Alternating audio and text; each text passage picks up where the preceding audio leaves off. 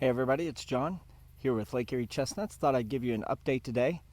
It is September 17th, and I'm going to give an update on the chestnuts that we planted from seed and also those that we started indoors, and also our apple grafts. It's been a nice sunny day here, Sunday. It's mid 60s, beautiful temperatures. Just finished watering the garden. It's been about 6 or 7 days in these raised beds since we've had rain, so I watered them today. So let me show you around and see what we got growing here. So this is our apples. I'll take you up over the fence. We have a total of 7 grafts that took, and the ones that did best were Freedom and Liberty. And I have labeled all of them with their variety, and then went through about a couple weeks ago and made another label, one of those ride-on metal labels, to say which ones were alive and doing well, so that I don't have to figure out, for example, this tree, which here is the regular rootstock, the MB, I believe 118, from an actual graft that took. Because you can see this is a pretty vigorous growth below the graft, which did not take, 2.5, 3 foot. But then right here, we have one that took and it's doing well. And that one is a Freedom. That is by far our best one. But we have some from my tree that I wanted to grow from at the farm with big apples, and then we're going to get some of the crabs. We got a couple doggo crabs that took. Over here we have some persimmon. This is horseradish. Just finished making this today. Didn't make a video of it, but had to get these closed off so the rabbits don't get in and chew them over the winter. And made it nice and tall. Put it together in the front yard and had my boy help me carry it in. Now these trees are all chestnuts. These were started indoors. However, it took me a long time to get them outside. That's why I have started to not like starting them indoors, especially early, and I get all fired up with wanting to grow something, and then it becomes kind of out of hand. All of these are 18 inches tall, starting to get some yellow in their leaves. That's what they turn, just like beeches. They're in the beech family.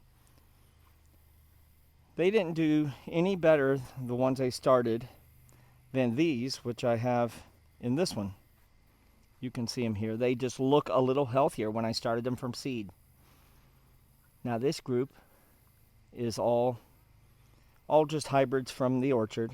They're 18 inches tall. And some are pushing up against the top of the metal here. Others are, the 12 to 18 inches. Others are getting that 36-inch height. We'll go around here and we'll show you the chestnuts here. A little heavier and taller soil bed. Some of these are 4 foot tall just from this year. So these trees will be sold next spring as bare root trees.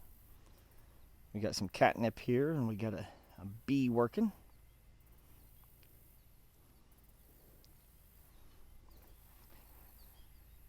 So anyway, I just wanted to show kind of what it looks like this time of year if you're going to grow trees and sell them the next spring as bare root. They'll look like this as they're heading into their winter. They'll winter over fine here. But these that I put in here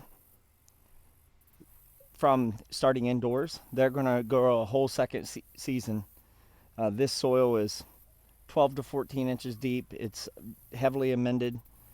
These will take off next summer, and they will be taller than this. I didn't measure this exactly. I just used whatever it was, but I think it was 4.5 foot, close to 5 foot. They will be over 5 foot tall at the end of next year's growing season. I'll sell them as 2-year bare root trees, spring of 2025. These are all seedlings grown from seed from my orchard.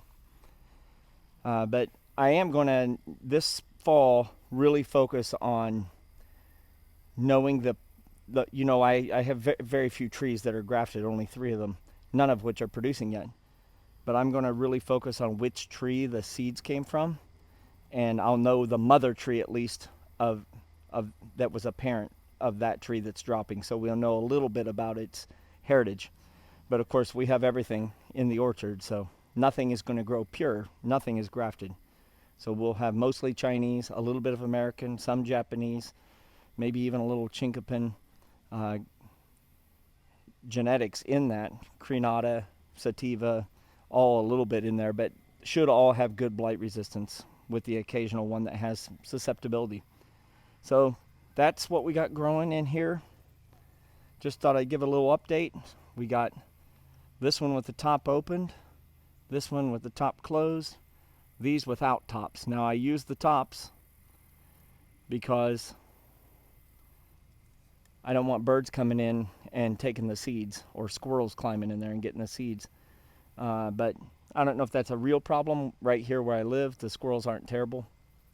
But I left one without the tops on, and something came in and ate half the seeds a couple years ago on one that didn't have the tops. So tops on 2 of them. I can close the one back down right there. These 2 are 5 foot tall and have the tops open.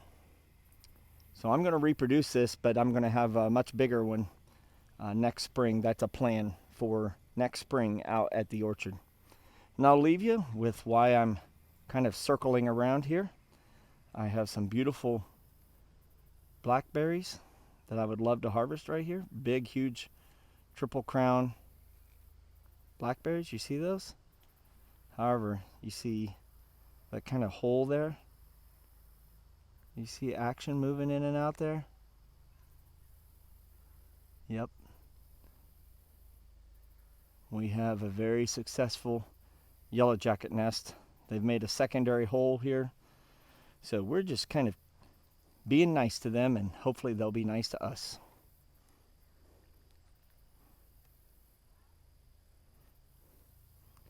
So, on this beautiful Sunday afternoon, with a few little sunflower blossoms showing, and the chestnut trees here growing in their little nursery beds, I'll sign off. Hopefully your chestnut growing's going well. I'm preparing for the harvest, and in the next week or so, I anticipate knowing whether or not I'll have seeds to sell. And I'm hoping to be able to sell a few.